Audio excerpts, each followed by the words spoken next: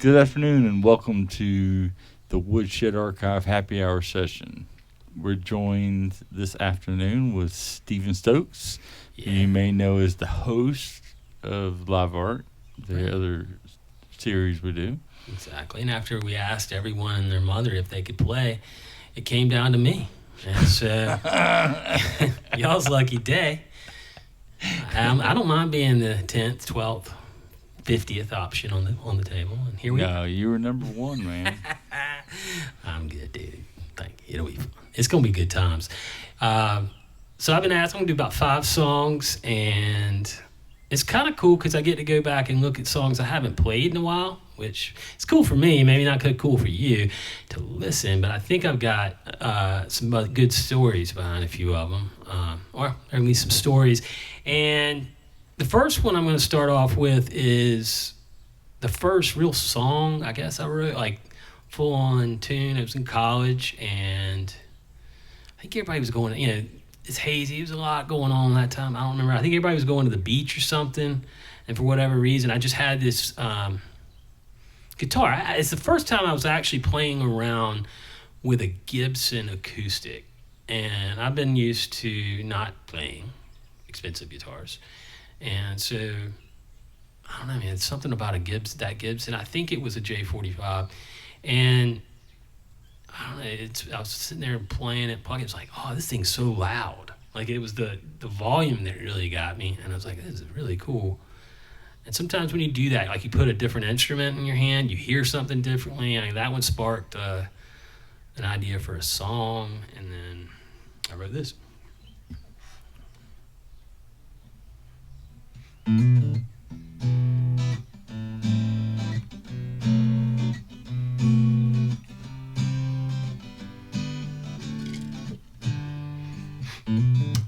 Let's pretend that you will entertain on a Monday morning in the middle of the pouring rain. I'll burn it up and stare wildly at the flame. But don't stare too long, we'll all go insane. You think I'm the jack of all the trades. Well, what would you say if I told you that you're not to blame? A different story. Change your mind, well, please don't try to bore me with that made-up line. Picture this, where you're sitting at a bar, and I come up to you and take you by the arm. Follow me, well, I promise this won't take very long. But as you follow, I'm wondering why the hell do you think that I might be wrong? 'Cause I'm no jack of all the trades. Well, what would you say if I told you that you're not to blame? A different story. Change your mind, well, please don't try to bore me with your made-up lies.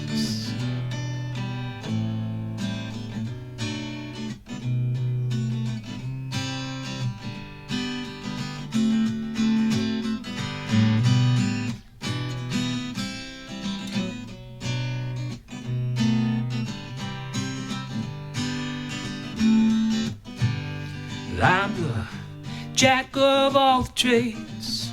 Well, what would you say if I told you that you're not to blame? A different story. Change your mind, well, please don't try to bore me with that made-up lie.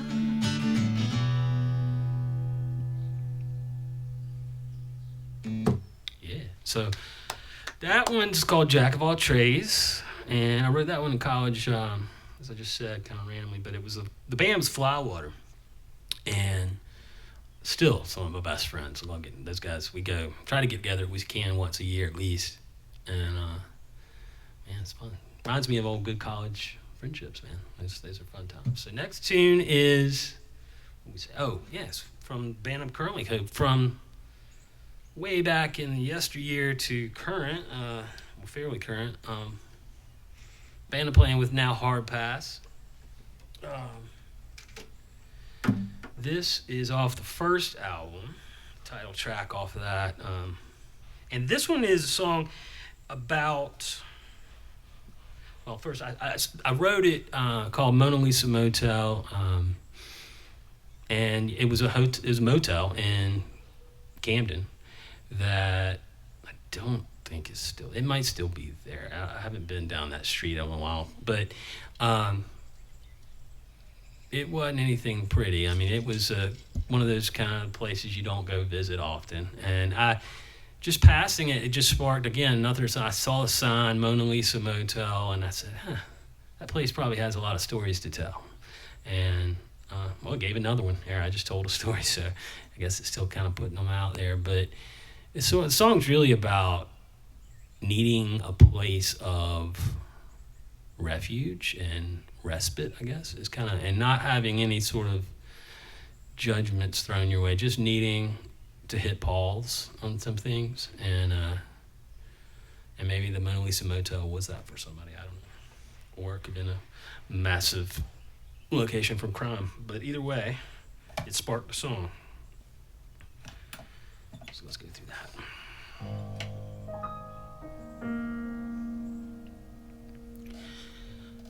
West Cap stands small but proud as the Mona Lisa Motel, home for all the jump bail and are barely hanging on.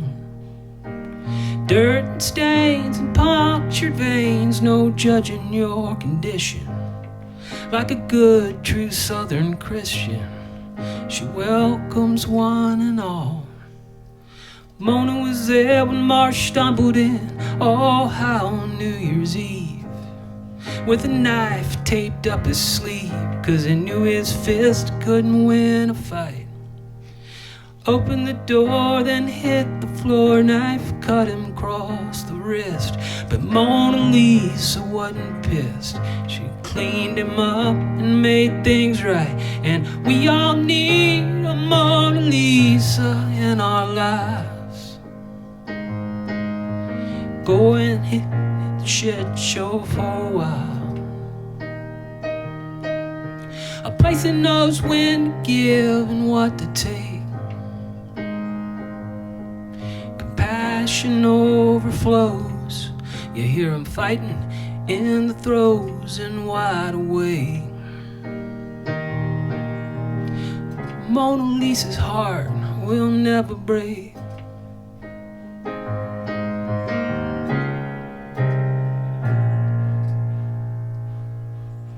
A young man checked into a room at the Mona Lisa Motel, tired and a hollowed out shell of what the world wanted him to be. Outside, a little girl was picking flowers to share, a dandelion in her hair, full of love and so carefree. The gun was cocked when he heard a knock, and he suddenly stopped his crying. That little girl with dandelions, smiling patiently. And we all need a Mona Lisa in our lives. Go and leave the shit show for a while,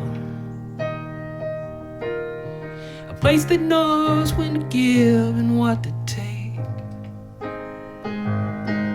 Compassion overflows, you hear them fighting in the throes and wide awake.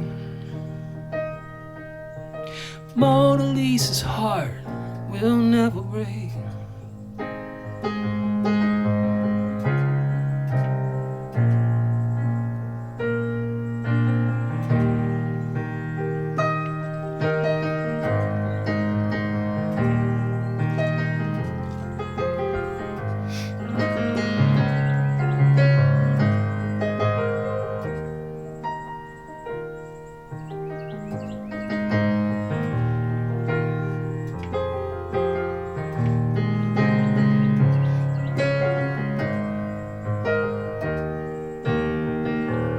We all need a Mona Lisa in our lives. go and leave this world for a while. A place that knows when to give and what to take. Compassion overflows. You hear 'em fighting in the throes and wide awake. Mona Lisa's heart will never break.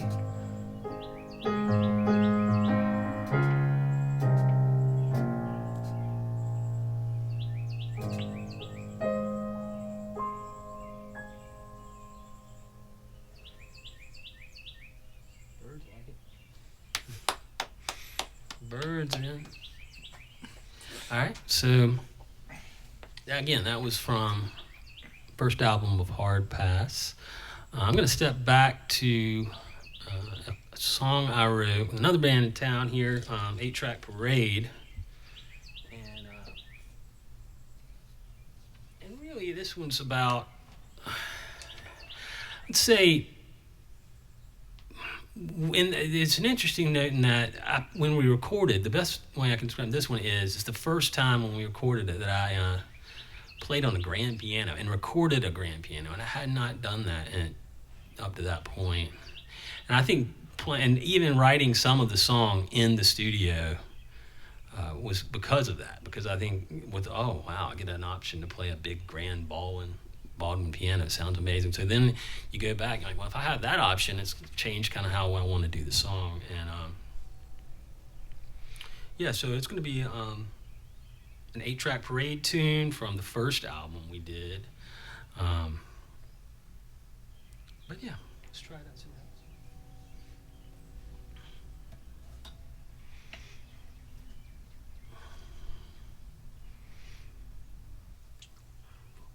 happens.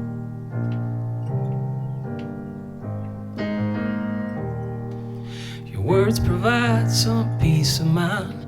You tell me all the time how nice it is to have me around. But your eyes, they tell a different story. Guess that you're tired of covering for me.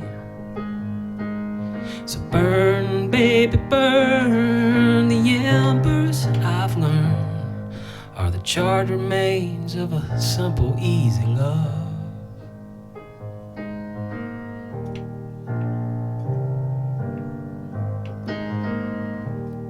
You rock a t-shirt tan like only you can and give a kiss to say hello. Makes me think that this could really last. But I've got the benefit of age, and it's clear that this is just a passing stage. So burn, baby, burn. The embers I've learned are the charred remains of a simple, easy love.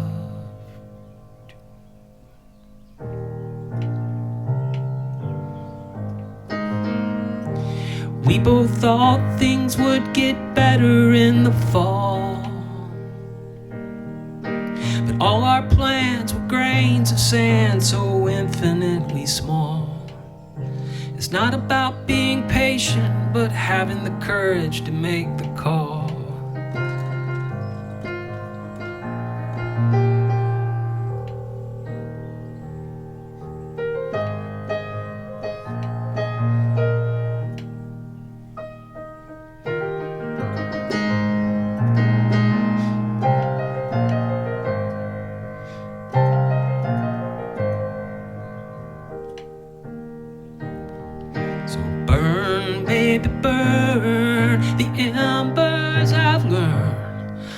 Charred remains of a simple, easy love.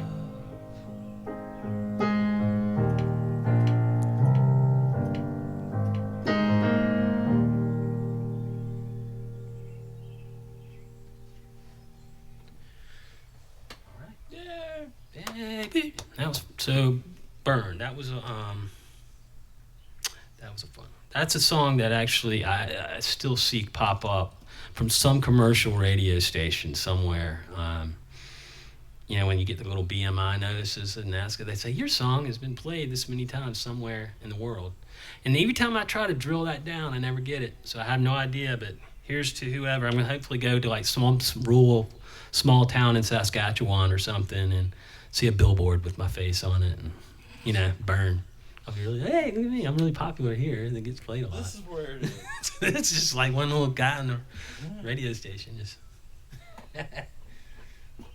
All right, so next up is, this is the latest. Y'all are getting this one hot off the presses, because this is off the new Hard Pass album, and it's Fancy Clothes. I think the single is actually coming out Friday, but it is a good fun tune to play, and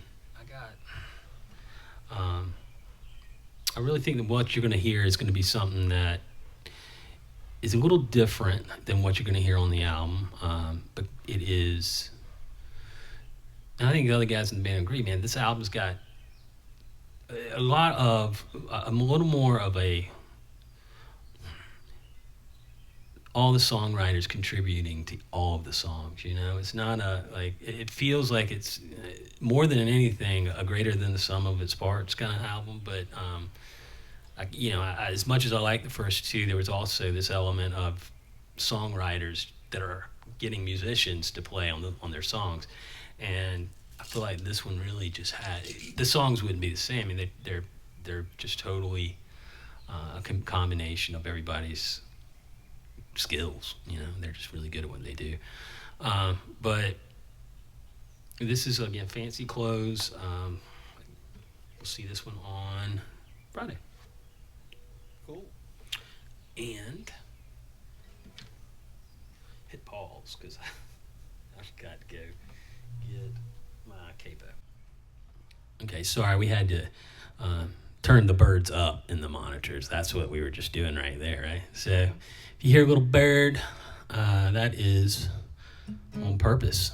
I had to also get a capo. So Joe, you'll like this one because I always forget my capo. And buddy Joe's just like, don't forget your capo. Your capo, Stephen. Make sure you have that ready to go. And I didn't. And so, well deserved. I didn't have him here to remind me. Right.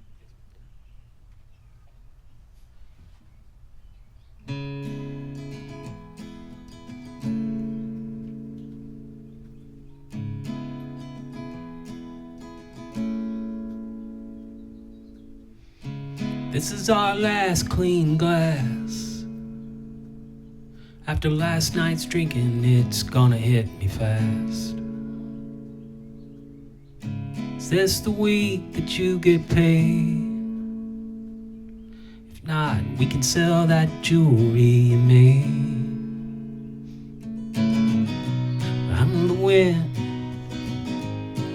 You had your choice of men, and I was the one you chose. Dressed up all in glitter and sequins, you walk out, strike a pose. Something I said got stuck inside your head, it's hanging on and it won't let go. We would fancy clothes.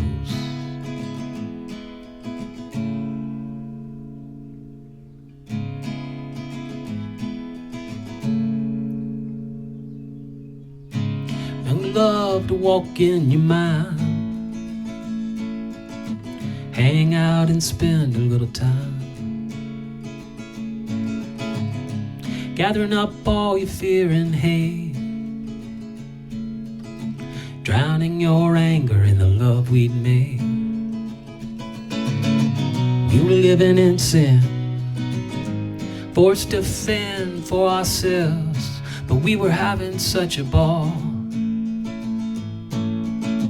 Surrounded by friends, every day was a weekend. We're walking around 10 feet tall. At the drop of a hat, we go there and we do that, and wake up with heads full of woe, wearing fancy clothes.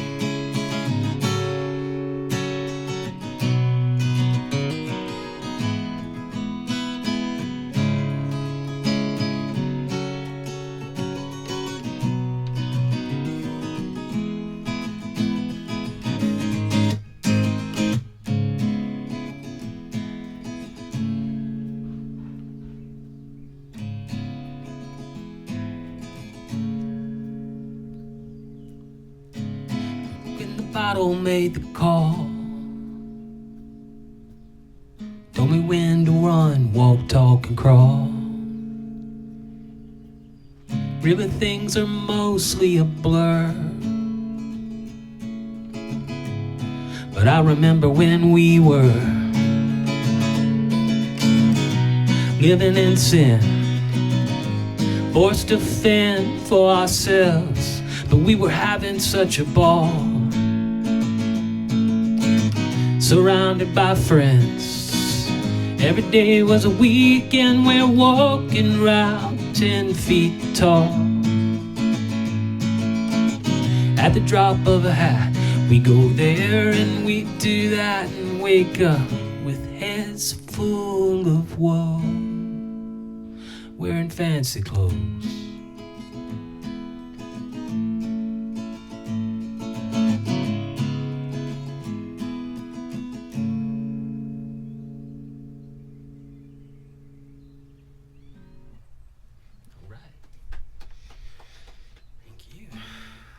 So,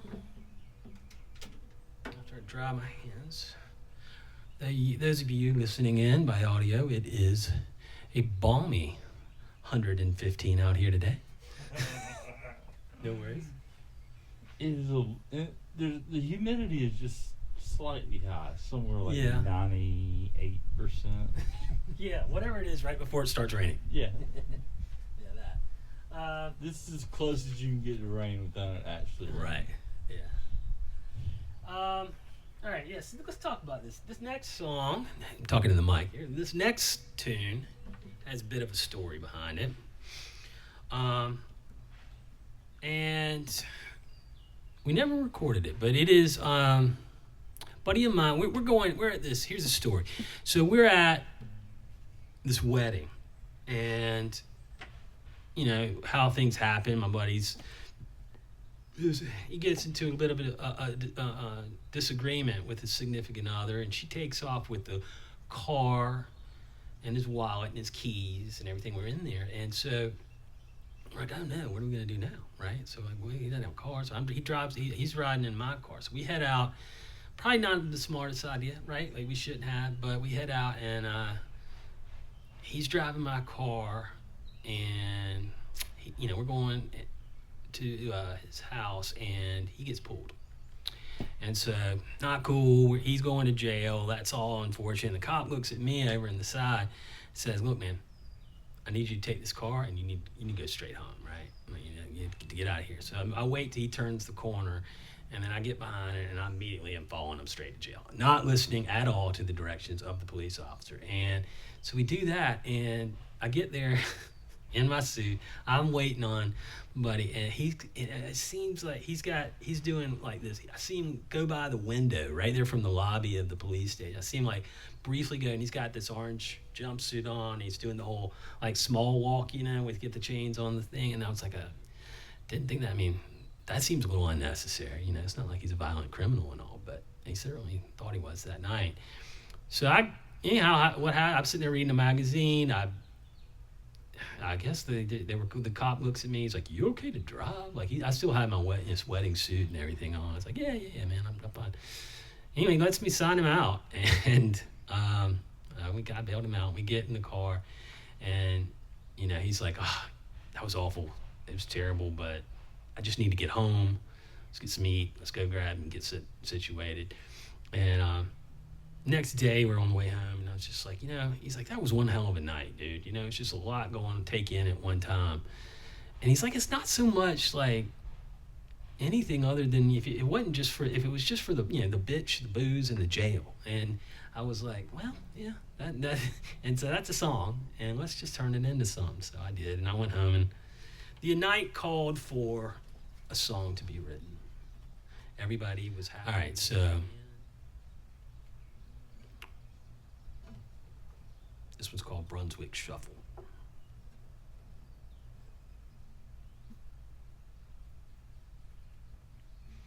What in the hell did I do now? She ran off with my wallet, my car, and my keys. Honey, if you're looking for an explanation, I'm all tapped out of apologies. You gave me everything you own, and I opened up my heart to you. I'm way past feeling guilty, 'cause I dig the Brunswick Shuffle for an hour or two. And it's the bitch booze in jail, and 2 of the 3 can go to hell. I'm not looking for answers at the bottom of a bottle. I just feel like drinking and singing a tune. Locked up for nearly an hour or 2. I did the Brunswick Shuffle in an orange jumpsuit. Now I'm charting a course straight ahead. Just give me a beer and let's stop for food. An inconvenient slight detour with the Brunswick County deputy. My girl left me hours ago, but things are starting to look up for me. 'Cause it's the bitch booze in jail, 2 of the 3 can go to hell. Not looking for answers at the bottom of a bottle. I just feel like drinking and singing a tune.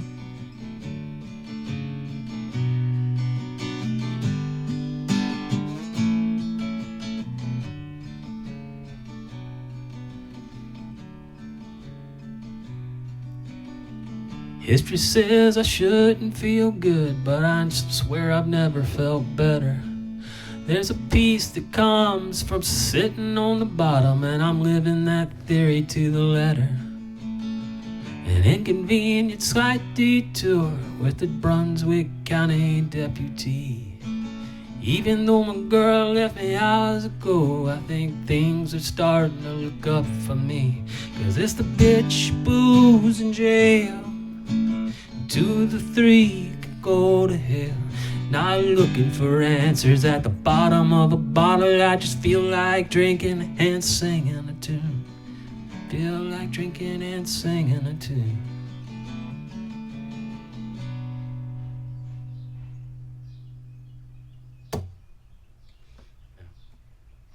That one, good. Thank you. That was a fun. So that one has a little more of a story behind it. But Yeah, that has a story. yeah, we might. We'll make that one safe for internet purposes. But that was good. That was fun. I mean, I love when we have. Sometimes it's weird that songs they come out of absolutely nowhere, have no meaning at all behind them, and the words sound good together, and people can read a story into it after the fact. But then sometimes the story happens before the song, and that's one of those cases. And when I was living a song that evening. All right.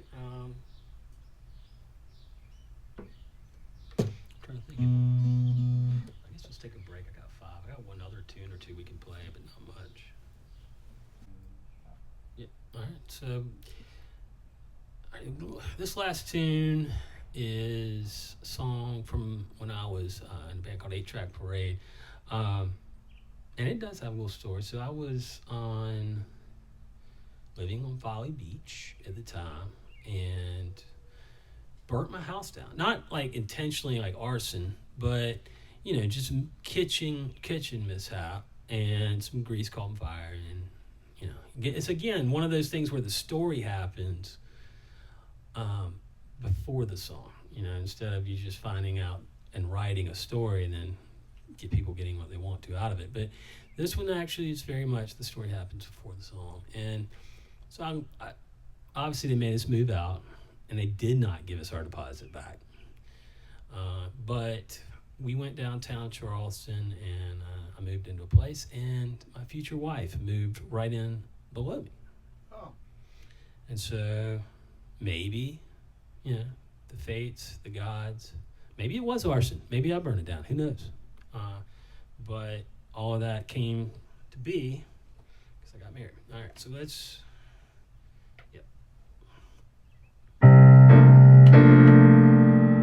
Let's just turn that down a little bit. I was getting happy with it. But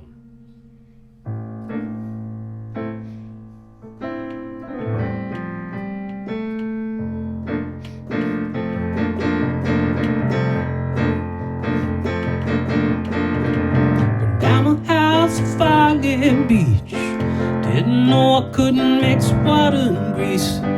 Took my things and I moved downtown.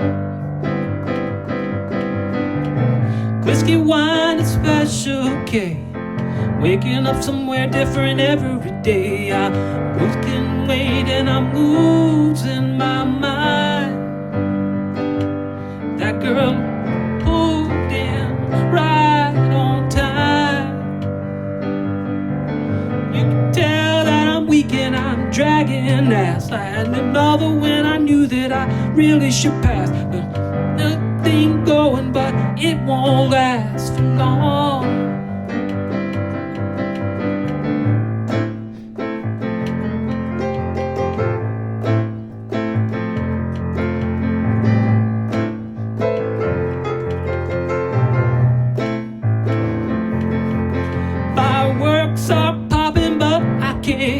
And all the things that I'm thinking aren't coming out clear. I guess it's probably just time I should disappear for a while. Blood so thick that you can barely see that there's 1,000 little things that are bothering me. She pretends she's tame when she's really kind of wild. That girl moved in just below me on time. So you can tell that I'm weak and I'm dragging ass. I had another when I knew that I really should pass. I got a good thing going, but it won't last for long.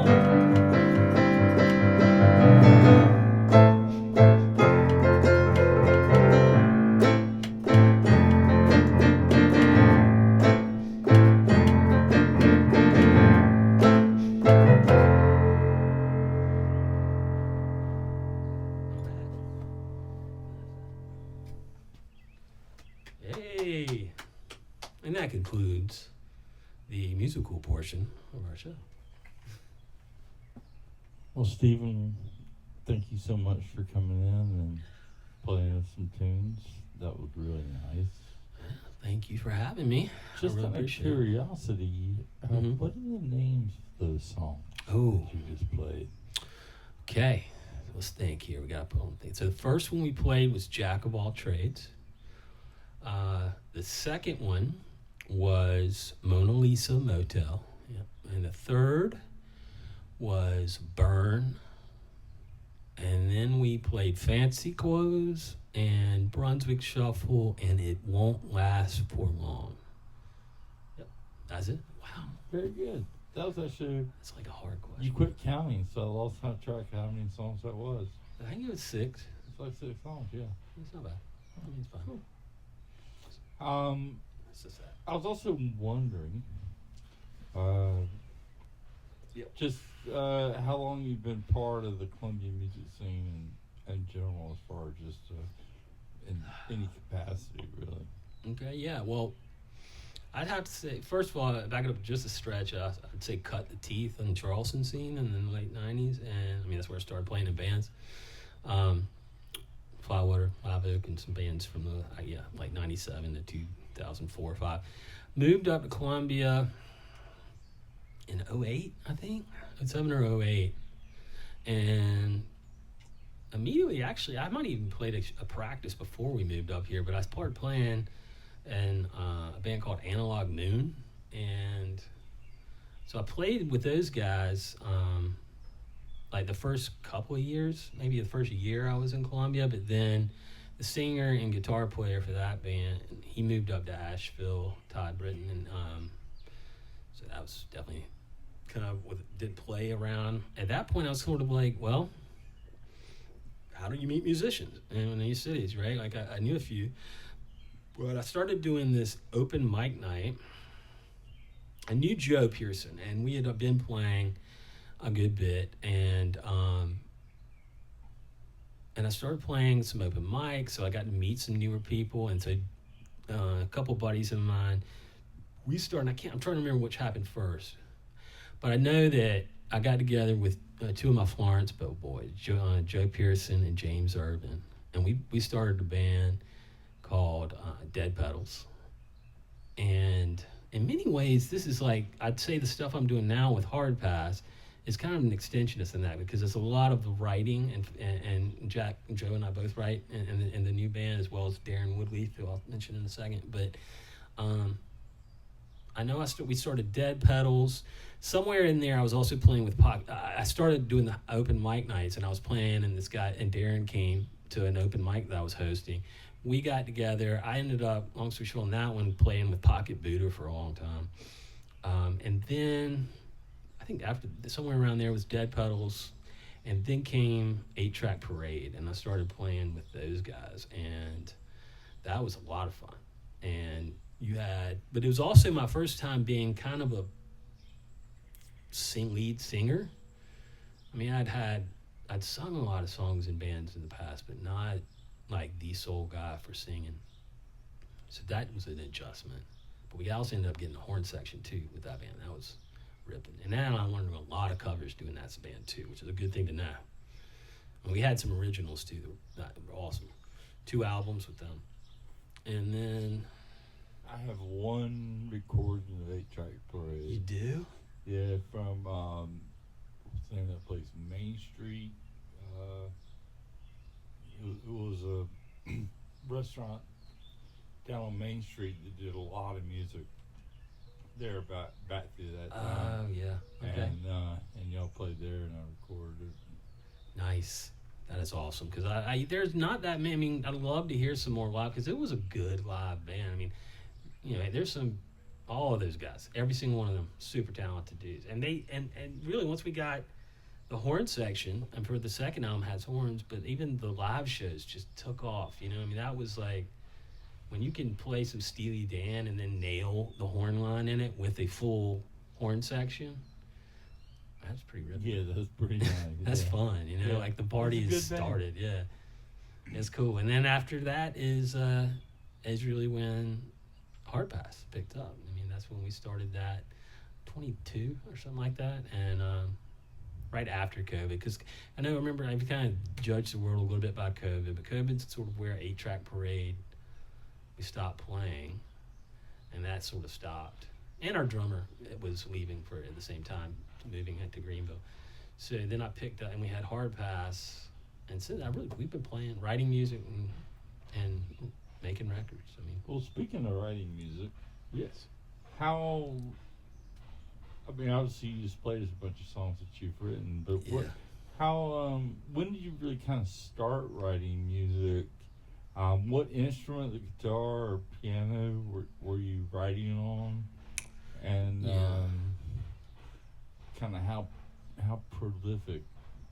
Yeah, I would. I'm always. It's definitely piano is where all the early songs came from, and like there's also I was coming from world classical music, so some of the first things I can think of are more like very straightforward song, like not much into the jazz and blues stuff, and that didn't come until later in college. But yeah, definitely the piano, and always it sort of identified as a keyboardist. I identify as a musician. By the way, I do, and all musicians, if you are out, you should identify as a musician.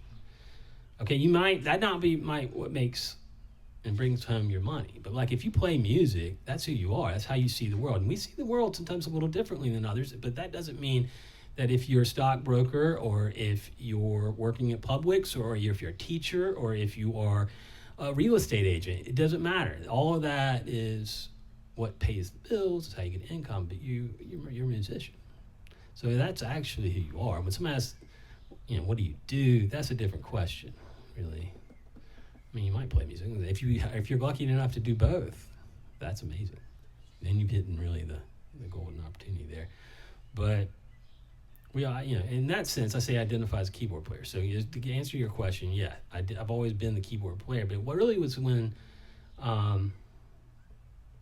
Dead Pedals that I started playing a lot more guitar. I'd always played some guitar and written some songs on the guitar. And I think I played some in the studio on some albums, but I don't know. But the Dead Pedals, that was the first time I was playing it on stage as the guitar. And ever since, it's good. I wouldn't say I'm a guitar player. I'd say I'm a keyboard player. But were you writing songs in high school, or were you in college before you actually started writing your own songs? I mean, you said you had a classical background, but at some point you had a story to tell, right? Yeah. It was always about.